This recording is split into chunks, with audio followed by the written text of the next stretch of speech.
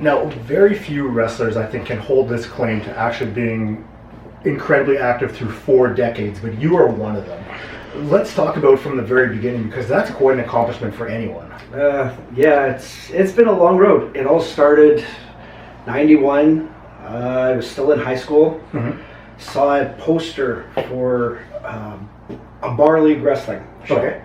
And we went down, a friend of mine went down there, and we were so interested. We checked out the show. It was all right, but again, it's professional wrestling. It's something I'd always loved since I was a kid. And signed up to train right away. Now, what was that like for you? I mean, because, in the early 90s, wrestling was a huge deal. It was incredibly popular still. So for yourself getting into that, let's talk about getting into that training and your experiences with that. Starting off then, it was still very much like the big man type of wrestling. You had guys like Brian Pillman and Jushin Liger and Owen Hart just starting to become a little bit more well known because of it. Mm-hmm. But so when I started, let's face it, we all did this as kids, backyard wrestling and stuff like that. But I did one training session, and the promoter took a look at me and said, "I'm starting you tomorrow night." Really? Yeah, it was pretty surreal. Then the very next night, I had my first match. Honestly, I probably only trained for 4 hours before my first match. That would be unheard of nowadays. You would never get anything like that. That's absolutely asinine is what it is. Thinking back on it now, I shouldn't have been there. I could do moves, but I had no psychology. I had no idea how to put together a match or what went where or anything like that. Now, at the time, because that was through the bar wrestling, right? Yeah. What were the main promotions like in Winnipeg at the time? Do you remember much of that? Oh yeah, there was only the one that I had started with, and it didn't even really have a name. It was more of like an outlaw league, and then you had Tony Canello. Okay. And really that was it. Like there's guys that unfortunately, a perfect example was Caveman Broda was part of the league that I was in, and unfortunately he just passed away recently. But there were guys from, I guess, New Brand Wrestling way back before I even knew Winnipeg Wrestling existed, that were kind of the mainstay guys, like Brian Jewell, Chi-Chi Cruz, Playboy Doug McCall, the Frog, Terry Tomko. He was the promoter. Those were the guys that I started all out with. Mm-hmm. How long after that before you were a participant with WFWA? Because that, I remember, that was my first Winnipeg wrestling. And like you mentioned, Chi-Chi Cruz was there, Bulldog Bob Brown, Kerry Brown, those sort of guys, Gene Swan. Yep. How long after before you became with them? Let's see, probably about 2 years, and that's like we did the Renegade ones, and then Tony and Curtis Breslaw, who wrestles he manages as Coach Kelly Russell. Yes. He was a referee for us, but he would also referee for Tony. And Brian Jewell and Cheech were very much my mentors getting in. They took a shining to me right off the hop. And they put in a word for me with Tony, and Tony saw me do a match, and the first thing he wanted to do is, "Hey kid, yeah, come work for me, you could do that fucking flippy thing," which was a moonsault, because nobody around here was doing a moonsault. And once I got with Tony, that was it. I just took off. Mm-hmm. Like, to look back, because I was watching some of your matches earlier, and the full long hair, back then, it's like it's night and day from now. But back then, like, you were the young upstart coming through the territory almost. Oh yeah, definitely. I was the first one to do the high flying stuff. You had guys that would do a crossbody or whatever, but I was the first one that started doing the dives to the ropes, the suicide dives, the Frankensteiners, the moonsaults. That's the style I wanted to do, and that's why everybody wanted to start working with me. Oh, this kid can do this, and I could sell really well. So they beat the crap out of me, let me get my stuff in, and the match would be good. And like you mentioned before, for the time, you had a few wrestlers doing that, Brian Pillman's, Jushin Liger's. Yeah. So for that in like a local promotion to see that, that's a big deal. It really was. It was a guy named Stan Saxon, Suicide Stan Saxon. He once told me he saw me wrestle, and with the stuff that I was incorporating, he realized that wrestling in Winnipeg was going to finally get away from the mat based or the brawling, and guys were going to have to step up, because now here I was pulling off other things, right, that a lot of people hadn't seen before. And being probably the smallest guy in the city at the time, it worked to my benefit. Tony is known for doing some of the northern tours, and you were a part of those. Oh, yes, I was. You're a young kid. I mean, you're still young. I won't say a kid, but you're a younger guy being a part of that. What was that experience like for yourself? Terrifying. I mean, absolutely terrifying. I was lucky enough to go on the tours, and my first tour up, of course, I went with Jewel was up there. Yeah, my mentor.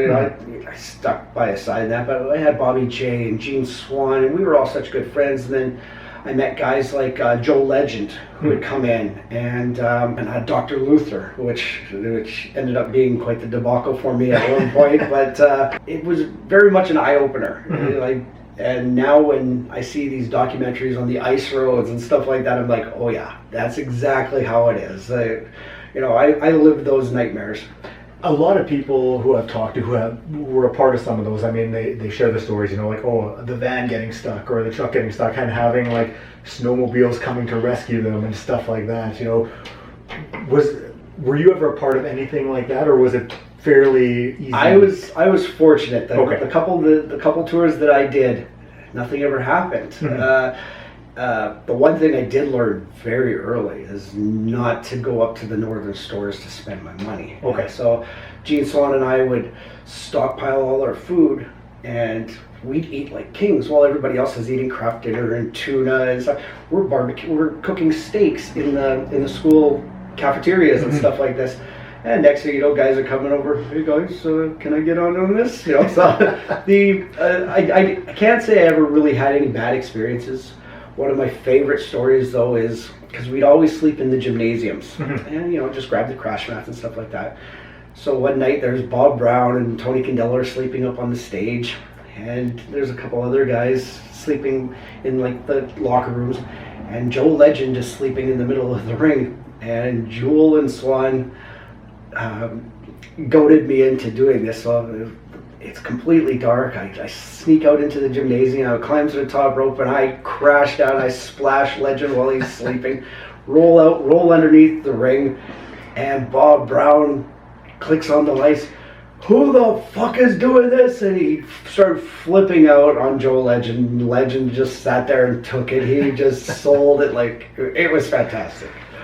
I mean, one of the guys that I always remember from them watching on TV were the Browns, Bulldog Bob, Kerry, and I mean, they always seemed like you're watching them on TV and they just come across as like the mean, bad dudes like that you don't want anything to do with. Bob, let's face it, Bob was a legend before coming here. He was a big name. And Kerry never, in my mind, never gets the respect that, like when you talk about guys that paved the way in Winnipeg, Kerry's name doesn't come up a lot, which is unfortunate. He was a big star in Japan and Stampede and that.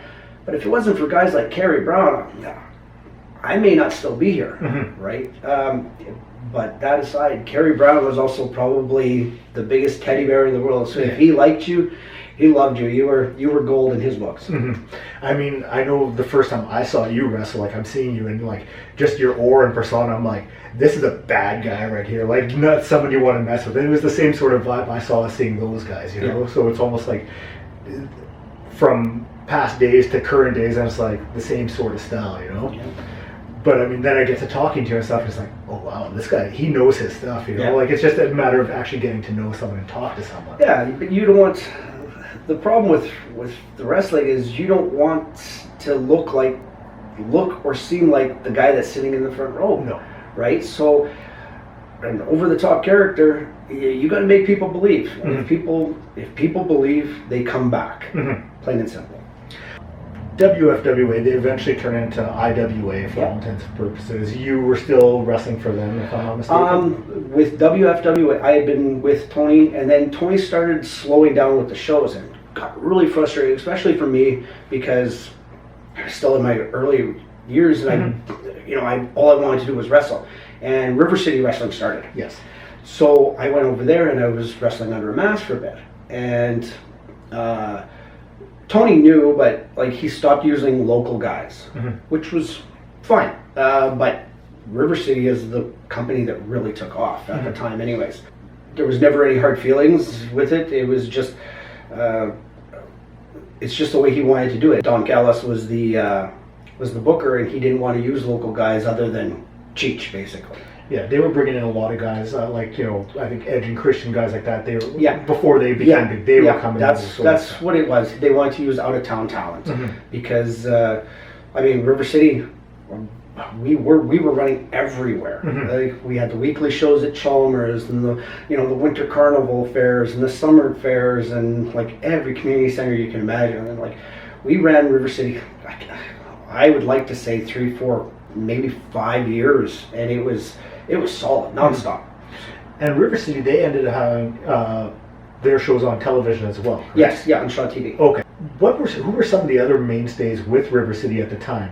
Because you mentioned Cheech was still doing the IWA stuff. Yeah. Was he doing River City as well? No. He stuck with Tony. It was myself, Vance Nevada, Brian Jewell, Bobby J, Caveman Broda, and then guys would progress on, like Bobby Collins would start. I know I'm leaving out tons of guys. I'm just trying to think off the top of my head. Stan Saxon, who turned into Brother Midnight, Jim Cornette's favorite wrestler, by the way. The regulator, innovator, dominator, creator, updater, pussy imitator, assassinator, baby. That's impressive. Certainly everybody's got to be thinking, what the fuck, is this a joke? Would that be the reason why that they might watch it, to see if this fucking lunatic ever has a stroke or whatever, trying to do all that shit? Or sounds like an evangelist, Dusty Rhodes. That sounded to me like goddamn a guy having a series of small strokes while he was, partially inebriated. And yeah, like that went on for years and then River City kind of just slowly merged into CWF. Yes, and CWF, we had briefly talked about it just through texting, but they were a huge deal in Winnipeg, Manitoba, and Canada. You had their partnership with the NWA, and for what it's worth, like they CWF doesn't get the recognition that it deserves for its impact on Canadian wrestling. Well, the way I look at it is the early CWF days were a little rocky. They were very much like River City and everything else. Ernie Todd was the owner, and he was listening to guys that it's got to be booked this way, and me and a few other guys got in Ernie's ear and said, no, look at ECW. That was the direction the company was going in. So Ernie made me the booker, and I changed the whole style of it. It became, CWF wrestling, too extreme. I can't even remember the old motto now, but basically it became extreme wrestling. And when that happened, things really picked up. Guys like Paul Diamond came back from WWF, and he was here for his father was very ill, but he came back and he came and watched one of the shows due to Spider. Spider got a hold of him, brought him to the show, and it hooked him. He was like, okay, I want to work with these guys. And through guys like Spider, Darren Dalton, myself, Gene Swan, Paul Diamond, the late Alex Rain, we made it the Canadian version of ECW. We made I specifically made it so that everybody was important on the show. You had a place. You had if somebody got hurt, we could slip somebody else in, and it was believable that they took that spot. And we were fortunate enough to start getting guys like fresh new blood, like Assisted Suicide, Raw Skills, and Chad Tatum. Steve was Chad Tatum, sorry. And then we took the big step. We started going to Le Rendezvous. And I think this is where there's been quite a few people that have told me, like, these are the shows that made them wrestling fans. Because other than Tony, where he would, he'd bring in like Jim Neidhart or something like that, and you would draw like 400 people at a community center. We were absolutely packing Le Rendezvous with no names, because, and I've said this before, we didn't need names, we were the names. I had Joe Aiello show up one time while he was doing, he was working for 92, and he showed up, came, watched the show, put us over on the radio afterwards, and said it was pay-per-view worthy show. Now, through CWF, I mean, you had what is arguably one of the biggest matches in Canadian wrestling, your match with Steve Corino. I was hoping you could talk about that, the build up to that, how it came to be, and also, I mean, the friendship that's developed between it, because you two have become very close through that. Extremely close. That was probably one of the biggest things to ever happen to me wrestling-wise. Ernie told me he'd just become the president of NWA. And he told me that they were running the tournament for the NWA heavyweight title. And they were thinking that it was going to be, they were going to put it on Jerry Lynn or something like that. And next thing you know, he told me Steve Corino. Okay, it's like, unfortunately, I hadn't even seen Steve wrestle. And then he told me that he's coming in and you're going to wrestle him for the NWA North American title. So I started watching some footage, this and that. The day before our big show at Le Rendezvous, we had a show in Brandon. And I got to meet Steve for the first time. So I go up and I introduced myself. And this is going to sound very bad, but I went up to him and I said, you and I are wrestling each other tomorrow night. And he goes, oh, okay. So, and I was the heavyweight champion. I was also the tag team champions with Darren Dalton at the time. And under a mask, because I was also the cruiserweight champion. So he got a big chuckle out of that. But in my defense, I did drop the tag team titles and the cruiserweight belt in Brandon and to set it up for the Winnipeg show. Now, when we got to Winnipeg, we just instant chemistry. We were talking in the locker room, and in our match, it just is like I'd known the guy my entire life. We just went off, and yeah, we had a fantastic match. Now, the funny thing about this is I never told anybody the finish to the match. And when there was rival company wrestlers in the crowd watching, I had the guys from my own crew watching from upstairs through the windows, and when I pinned them and won the NWA North American title, everybody's waiting for the match to get reversed or something. Nope, I walked out of there and they were stunned because it was absolutely unheard of for a Canadian guy to win a national title like that. The match is up on YouTube, and I encourage everyone to go out and check it out. I think it's Robby Royce Wrestling. It's up on your channel, yes. I know that you two did share the ring again later on, but after CWF, then I think more promotions started coming up through Winnipeg. I mean, there was Top Rope, if I'm not mistaken. You were a part of that as well. Yes, myself, Darren Dalton, Mike Angels, and Assisted Suicide. I hate to say we got sick of CWF, but CWF got a little complacent. The promoter wasn't motivated, and we felt like we were spinning our wheels, and all of a sudden we just made the big jump over to Top Rope, and CWF basically, I think it lasted another 2 years, but it wasn't the same. Yeah. But we jumped over to Top Rope, and then stayed with Top Rope until the very end. But you also had a TLC match in Top Rope, correct? No. TLC match would have been CWF. Okay, sorry. Against Darren Dalton? It was Darren Dalton and myself against Assisted Suicide. Okay. Yeah. That was the match that Joey Ellis had was pay-per-view. Oh, okay. I would have been amiss if I didn't at least bring it up, No so problem. I had to. Now, PCW, I mean, others have talked about it. Those shows at the Lid, those are some that people look back at as some of like the moments in Winnipeg wrestling. I mean, it was weekly shows, the monthly big show, I think it was, Yeah. and you were a big part of all of that. Yeah, I'd like to think I was. There was a lot of guys that were extremely good talent. Like you had Kenny Omega, who was coming up still. Like he was still. You had Mentalo. You had Shane Madison. You had Playboy Will Damon.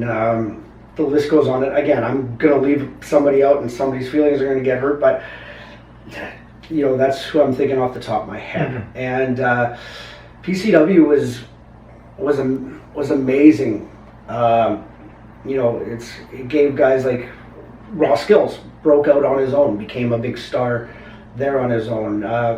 Mike Angels as well. This is where, you know, there would be other companies branch off and take guys and stuff like this, but you know, I had great feuds there with Dalton, with Adam Knight. Like I had tons of great matches with him. Omega. Yeah, I had Nate Hardy. Now, I mean, you mentioned some of those. Was there any one or two that really stand out to you as ones that you look back on? From my PCW feuds, it would definitely be Omega. Yeah. Adam Knight for sure. ATM. That was the beginning of us teaming together, and we had our first big feud there as well. There was so much because, keep in mind, it was weekly, and that was kind of unheard of at the time, right? So over the course of 6-7 years, you do so much, and you forget a lot. Like a lot gets overlooked, but there was so much great stuff there. You mentioned ATM and how that was your feud with him. Eventually, you two became Team Impact. Yeah. Which, I mean, one of the top teams in Manitoba, without a doubt. How did you two become a team? And I mean, if you want to talk about the feud that led to it as well. Me and him have had that on again, off again, tag team partner, opponent thing since the beginning. We started in PCW as opponents, and great chemistry. And I was Andrew used to call me the gatekeeper, because if he wanted to elevate somebody, he put them in a feud with me. But I wasn't really doing anything, and I was getting frustrated. So I suggested teaming with ATM, who was Oz at the time, and picked up his Team Impact and won the tag team titles a few times. I was having really bad shoulder problems, and I was going to retire. So we set up a great storyline, a feud against each other, and had the big blow-off match at the Lid. It was at the final show, and that was it. I ended up coming back 3-4 months later, and rather than continue the feud, we just went back to tag teaming. And nobody questioned it because they loved us as a tag team. And again, throughout PCW history, it was near the end. At one point, we split up, a big heel turn, and I had a big match with him, and then we started with CWE and just started tag teaming again, but under a very different style. We went from being like Midnight Express style to the Briscoes. Okay. Right? We both beefed up, we both changed our ring attire, we were more violent. Yeah. And it's one of those things where, I mean, you had it's so easy for like a wrestler to be the same in, wrestling for like, CWE, PCW, all that. You could have 5 different promotions. He could be the same in each one. Yeah. But you really wanted to stand out and, change, the outlook on you guys, to have a different appearance. It was all about evolving and, like, I guess, maintain, kind of like I want to say like what you see somebody like Chris Jericho does. Even if he's like in the middle of the card, he wants to remain relevant no matter what. So you can have your top guys, but you're going to end up talking about what he's doing in the middle of the card, and that's what I made sure that I was always relevant. I was always talked about. If you went home after a show talking about what I did in my match. It's funny you mentioned that because, I mean, to talk about Jericho just a bit. I mean, now he's doing his Jericho appreciation, his wizard thing, throwing the fireball, and that all comes out just as like a one-off comment, or talking about sports entertainment. And now he's got a whole new thing. He's on the top of the card again, and everyone is talking about him. Where it was 2 months ago he was just kind of there. It's like flick of a switch, he's back up there. Yep. If you want to stay relevant, you have to evolve. Plain and simple. Did you feel or find that then a lot of wrestlers were able to do that, or did a lot of them sort of stay complacent? Some could. There was others that were, this is who I am, I'm not changing for nothing. And I completely understand that, I really do. But you see, for years I was Showtime Robby Royce, Shawn Michaels type, big chip on my shoulder. I'd walk through the curtain afterwards and top that, right? And we spoke about Kerry Brown, and when Kerry passed away, it was right around the time where I come back after my shoulder injury, and I wanted to kind of change my style a bit, a little bit more aggressive, mat-based, and to honor him, I took his name, Pitbull Kerry Brown, and I just tweaked it a bit, and I became the Pissed Off Pitbull, right? So I could still do like the top rope elbow and stuff like that, but I wasn't going to be running around the ring hitting all my flippy shit all the time. But predominantly you did wrestle for PCW. You did wrestle a few times with CWE. Well, I would wrestle for CWE for 7 years. Yeah. And from there, started off just tag team. That was my thing. Like me and now ATM, that was our niche, and we had such a great run from wrestling guys like Tommy Lee Curtis, Tyler Colton, the Big Sexy Beast. Obviously, was the big blow off. We built that up to a TLC match, which many people still talk about. It was absolutely fantastic. And what had happened though is during that TLC match, I suffered some internal injuries, and I didn't realize. I ended up in the hospital, nearly dying. A week later, I had a tear in my esophagus and in my stomach lining, and I had to get staples and emergency surgery, and then I was going to retire. And part of it is my love for the business, and part of it is the fact that I didn't want to go out like that. I didn't want to just retire because I was hurt, and I'm stubborn. I am stubborn as hell. My kids will attest to this. But I came back, and we did what I think was a great angle of where ATM, we did an emotional hug, and I was going to retire, and he turned on me, beat me up in front of everybody. And it led to a great feud between us. And then the promoter of CWE ended up putting the belt on me, and I had a great year-long run with the title on top there. Did you ever have a preference? Because you did do a lot of singles wrestling. You had your tag team wrestling. Was there ever a preference for you? I'd say back in my CWF days, definitely singles. As the years went on, I just. And I hate to say this because I've had some great tag team partners. Like Darren Dalton was a great tag team partner with me. We did like the Hart Foundation style, right? One big man, one technical guy. But when I got with ATM, it clicked, and it was easy. I preferred tag team wrestling. It was I won't say easier. It also made it more creative, right? Because now you got 4 guys instead of just 2.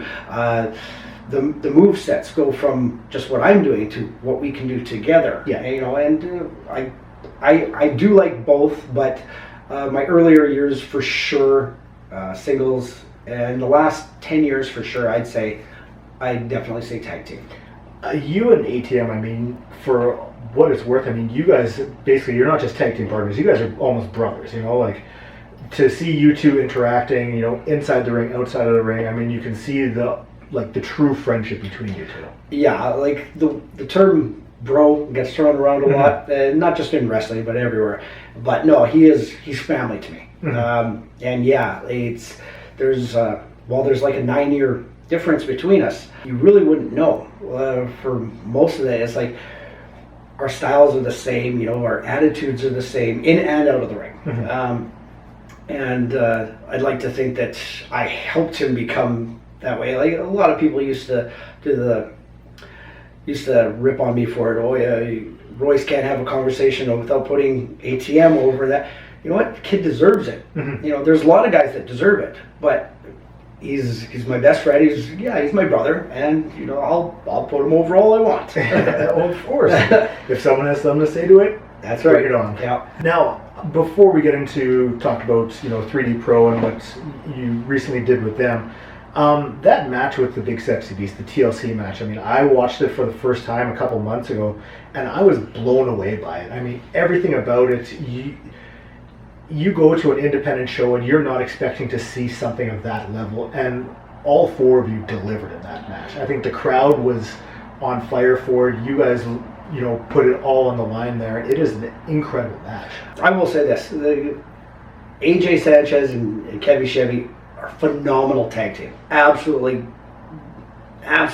phenomenal. I mean, for guys their size, what they can do, it's unreal. A little bit of icing on the cake for this one was CW. We were supposed to have Sid Vicious in for that show, and he no-showed.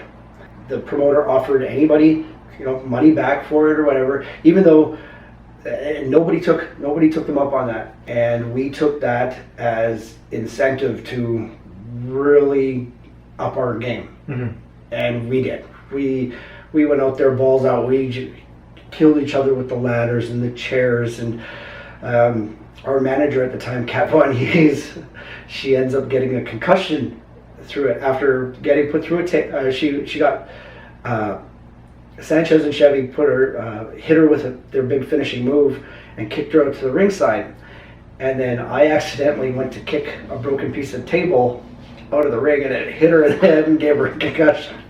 I had no idea that's who that was, because I saw the valet there, and I had no idea that's who it was.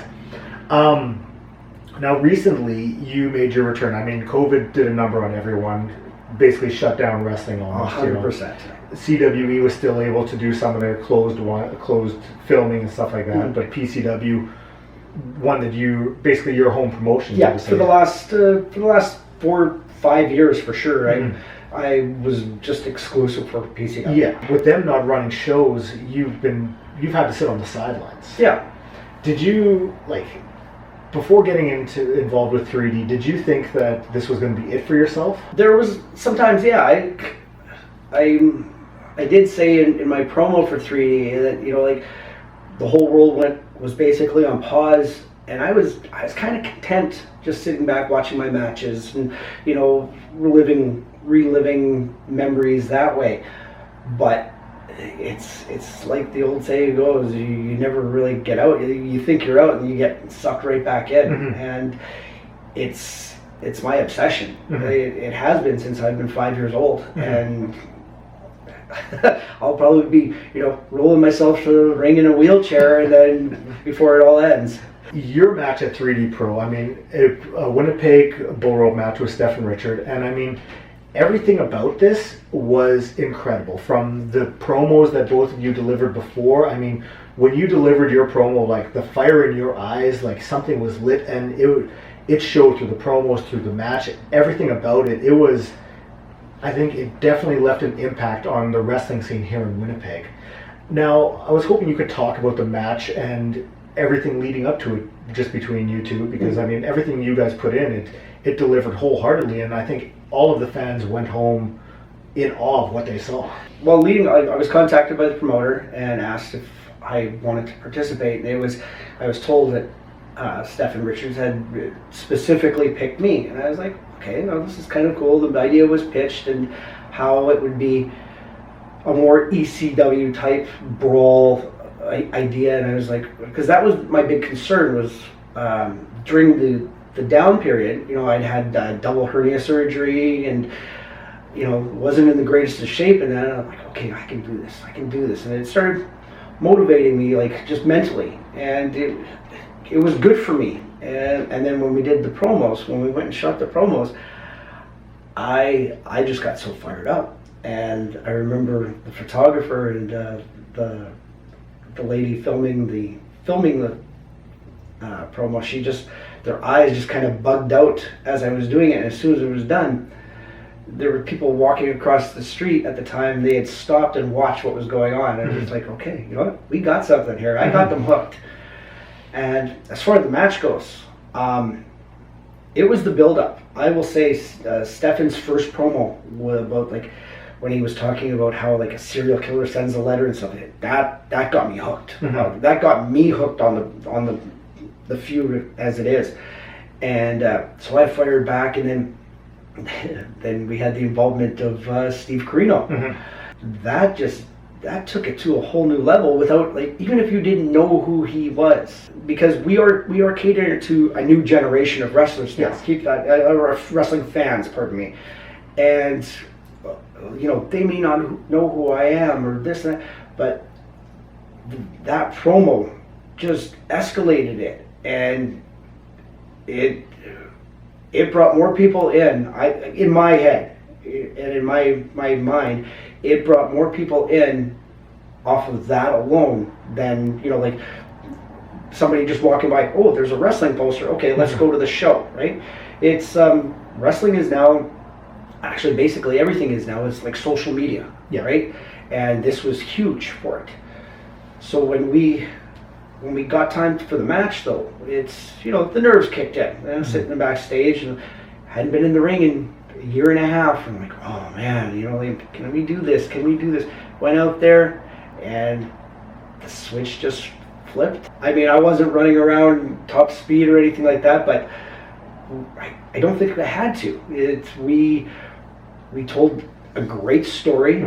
We had the crowd going ooh and ah the entire time, and they all went home happy. And as you can attest to, at the after party afterward, you know, everybody just kept, I can't believe that, you know, they were just talking about the match. So that just showed me that, you know, Winnipeg wrestling is alive and well, and it's not something I'm ready to give up. If you haven't watched it, I mean, make sure you go to your way. It's up on YouTube to watch the match, because YouTube, Robby Royce. There is one point where you hit a Canadian destroyer that had the entire crowd rise to their feet and just go nuts for that. Yeah, I landed on top, like, it was supposed to be on top of a chair, and unfortunately, I did the flip, the rotation, and I cracked my tailbone by hitting it. But yes, it was quite the moment. It got the reaction we wanted. So you had mentioned, you know, like a new generation of wrestling fan, and nowadays it's so easy for fans to access everything at their fingertips. You know, whether it's buying a pay-per-view, they can watch it on their phone, going on YouTube, watching your matches or watching anyone's matches. You know, you want to watch a match from Germany, you can. You know, it's right there. So I mean, to be able to stand out and do stuff like that, it really, you're taking it to the next level where some, you know, promoters or wrestlers haven't fully grasped, you know, the social media aspect of it. But you've really stepped it up with, you know, you have your YouTube channel now, which there's lots of old content on there for people to go and look. So I mean, that right there, you're, you know, using that to your advantage. Yeah. You see, my son, I had it all on VHS, and my son took it all, converted it, and created it. And it wasn't my idea. It was all him, because I've always been the type that, yeah, I'll brag. I'm Robby Royce. You know, this and that. But putting my stuff out there, it's like I was like, nobody wants to watch it. And then I started seeing the views that it was getting and everything like that. And just like I believe I told you, I don't usually do podcasts because nobody wants to listen to me. But you know what? I got lots to tell, and I'll be damned if I care what anybody else thinks what I have to say. That's the thing, like, I feel like as Canadians, and I've mentioned before, we aren't ones to pump our own tires, you know? And, you know, so for yourself, you've experienced so much in wrestling, and not getting the recognition or being able to share that story. So for this chance, you know, for you to talk about matches you've been in, so people can hear about it and be like, okay, and go back and look, like, to educating the newer fans about stuff like that. See, like, one of my biggest accomplishments, and we kind of bypassed this, but during my Top Rope Championship Wrestling days, My idol growing up as a kid was the British Bulldog Davy Boy Smith. Now, while the Bulldogs were my favorite tag team, Davy Boy stuck out more to me just because he was bigger than Dynamite, and he was still just as flexible as Dynamite. He could do the nip-ups, and he could do the cartwheels, and this and that. And during the Top Rope Championship Wrestling days, Bobby J managed to get Davy Boy in one of the very rare independent bookings, and I got to wrestle him, and unfortunately it ended up being his very last match because he passed away a week and a half later. But to me, that is probably one of the biggest highlights of my entire life. To experience something like that, someone you're a fan of, you get to share the ring with them, and then for their untimely passing shortly after, I mean, that has to have an impact on yourself, knowing that you were a part of his life towards the end of it, while he had such an impact on your own. Yes.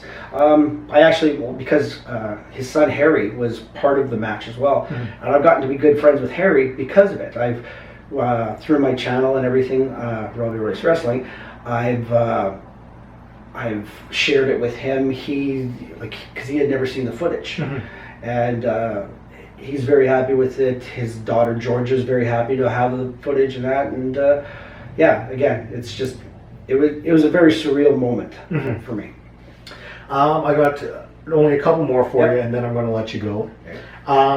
What's next for yourself?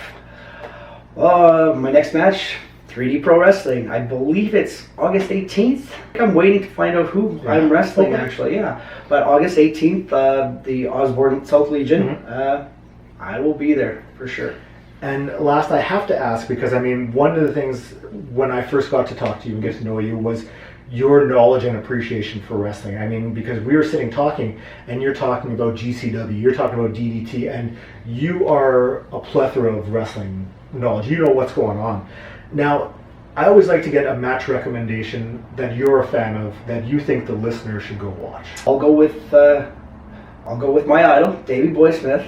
When he was the British Bulldog against Lord Steven Regal, Halloween Havoc, WCW Halloween Havoc. I can't remember the year offhand, but it's for the TV title. And the first 5 minutes of chain wrestling and reversals that they do is absolutely mind-blowing, considering Davy's size. And while we all know how technical and great Regal is, but it is so underrated. It is absolutely amazing. Now, for those listening, where can they find you on social media? Because, I mean, you have your YouTube channel, which everyone should go check out, but anything else you have? Instagram, just Robby Royce Wrestling. And the YouTube channel is Robby Royce Wrestling? Yes, it is. Perfect. Robbie, thank you so much for doing this. No problem. Thank you.